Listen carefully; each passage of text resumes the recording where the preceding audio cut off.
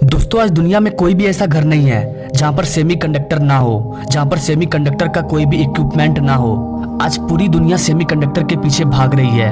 किसी भी देश के लिए सेमीकंडक्टर इतना इंपॉर्टेंट क्यों है? एक्सपर्ट्स का कहना है कि चांद पर इंसान को भेजना आसान है, लेकिन सेमीकंडक्टर बनाना बहुत ही डिफिकल्ट है। तो गाइस सेमीकंडक्टर का ये रहस्य क्या है?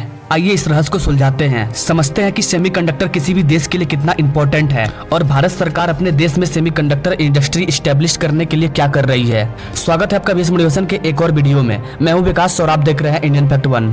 दोस्तों आज हमारे प्राइम मिनिस्टर सेमीकंडक्टर पर बहुत ही ज्यादा जोर दे रहे हैं। दोस्तों सेमीकंडक्टर हमारे लिए कितना इंपॉर्टेंट है इसका अंदाजा आप अपने आसपास के चीजों से लगा सकते हैं। किसी भी इंटीग्रेटेड सर्किट को बनाने के लिए सेमीकंडक्टर चाहिए। आपके आसपास में जो भी इलेक्ट्रिकल चीज है जैसे कि वॉशिंग मशीन, फ्रिज, टीवी, जिस लैपटॉप या फोन पर आप हमारे वीडियो को देख रहे हैं, वो सभी चीजें एक इंटीग्रेटेड सर्किट से चल रहा है। और सेमीकंडक्टर के मामले में भारत कितना पीछे है इसके लिए आप एक प्रैक्टिकल ही कर लीजिए। आपके फोन में अमेजोन या फ्लिपकार्ट तो होगा ही, वहां पर आप सर्च कीजिए इंडियन लैपटॉप। अगर एक भी लैपटॉप आपको दिख जाए इंडिया का तो आप मुझे कमेंट कीजिए। गाइस एक भी लैपटॉप मेड इन इंडिया नहीं होगा, क्योंकि भारत में लैपटॉप या अच्छे मोबाइल फोन बनते ही नहीं है। अब सवाल आता है कि क्यों नहीं बनते हैं सर, भारत इतना विकसित हो चुका है। तो गाइस इसका सबसे बड़ा रीजन है सेमीकंडक्टर। भारत में सेमीकंडक्टर नहीं पाया जाता है। पूरी दुनिया में सबसे ज्यादा सेमीकंडक्टर ताइवान के पास है। गाइस सेमीकंडक्टर के मामले में ताइवान सबसे आगे है, लेकिन ताइवान पर चीन का दबदबा है। इसलिए भारत में 90% electronic equipment, phone, laptop, lights, A to Z तक नहीं तो A to X तक की चीजें चाइना से आती है। कोई भी लैपटॉप ले लीजिए आप, HP, एसियर, MI के सारे phone, Oppo, Vivo, Redmi, Realme, MI, one plus, ये सारे फोन भारत के अधिकतर घर में आपको मिल जाएंगे और ये सारे चाइनीज हैं। और भारत सरकार चाहकर भी इसे बैंड नहीं कर सकती, क्योंकि ये चीजें भारत में बनती नहीं है। हम चीन, जापान, अमेरिका जैसे देशों पर डिपेंड है इलेक्ट्रॉनिक चीजों के मामले में। भारत सरकार भारत को आत्मनिर्भर भारत बनाना चाहती है, लेकिन गाइस अधिकतर चीजों के लिए हम दूसरे देश पर डिपेंड है, चाहे वो डिफेंस सेक्टर हो, टेक्नोलॉजी सेक्टर हो, चाहे आप डीजल ले लीजिए, पेट्रोल ले लीजिए, या और भी बहुत सारी चीजें जो भारत इंपोर्ट करता है। और इसी सब को देखते हुए वर्तमान सरकार भारत के इंफ्रास्ट्रक्चर पर ज्यादा जोर दे रही है, ताकि दूसरे देश के बड़े बड़े कंपनी हमारे देश में आए और यहाँ पर इन्वेस्ट करें, ताकि यहाँ भी जॉब क्रिएट हो और अपना देश भी इंडिपेंडेंट बने। अब आप बोलेंगे कि भाई इसमें इंफ्रास्ट्रक्चर का क्या कनेक्शन है? तो भाई कोई भी देश अगर भारत में अपनी कंपनी स्टेब्लिश करेगी तो उसे बेहतर सुविधा चाहिए होगा, अच्छी जगह चाहिए होगी, उनको पानी का स्रोत मिलना चाहिए, बिजली मिलना चाहिए, सड़क मिलना चाहिए, मार्केट मिलना चाहिए, रॉ मटेरियल अवेलेबल होना चाहिए, वर्कर इजीली अवेलेबल होना चाहिए। इसलिए गाइस इंफ्रास्ट्रक्चर बहुत ही जरूरी है। तो गाइस अब तक आप ये समझ चुके होंगे कि सेमीकंडक्टर इंपॉर्टेंट क्यों है। अगर भारत को टेक्नोलॉजी के मामले में आगे बढ़ना है तो सेमीकंडक्टर इंडस्ट्रीज एस्टेब्लिश करनी होगी। दुनिया में जितने भी विकसित कंट्री है उनके पास सेमीकंडक्टर अवेलेबल है, चाहे वो जापान हो, चाइना हो, अमेरिका हो या और भी डेवलप कंट्री।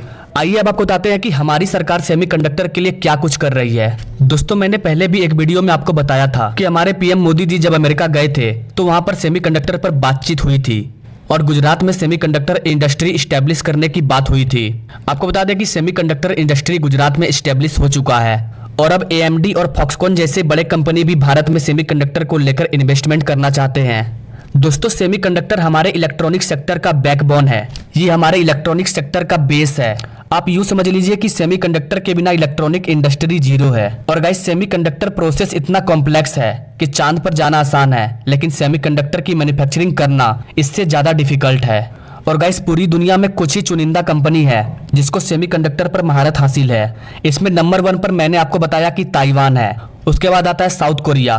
बहुत से लोगों को लगता है कि सैमसंग इंडियन कंपनी है, लेकिन गाइस सैमसंग इंडियन नहीं, साउथ कोरिया की एक कंपनी है। साउथ कोरिया के बाद जापान, यूनाइटेड स्टेट्स, चाइना, ये सभी सेमीकंडक्टर के मामले में आगे है। जो कंपनी पूरी दुनिया में सबसे ज्यादा सेमीकंडक्टर बनाती है उसका नाम है TSMC, जो कि ताइवान में है। मैंने आपको पहले ही बताया था कि ताइवान पर चाइना का दबदबा है और अब ताइवान को लग रहा है कि जो चीज रूस ने यूक्रेन के साथ किया वो चीज चीन हमारे साथ ना कर दे। इसलिए ताइवान चाहता है कि वो अपनी कुछ इंपॉर्टेंट यूनिट ऐसे कंट्री में रखे जो पीसफुल कंट्री हो, वहां पर एक स्टेबल सरकार हो। और ताइवान को अब भारत एक ट्रस्टेड और वैल्यूएबल पार्टनर लग रहा है। And that is the reason कि अभी रिसेंटली में सेमीकंडक्टर, जिसको हम लोग सेमीकॉन कहते हैं, ये गांधीनगर गुजरात में स्टेब्लिश हुई थी। यहाँ पर फॉक्सकॉन ने एक बहुत बड़ी कमिटमेंट दी कि वो बहुत जल्द इंडिया में अपना सेमीकंडक्टर इन्वेस्टमेंट करने जा रहे हैं और हमारे मोदी जी भी पूरी कोशिश कर रहे हैं।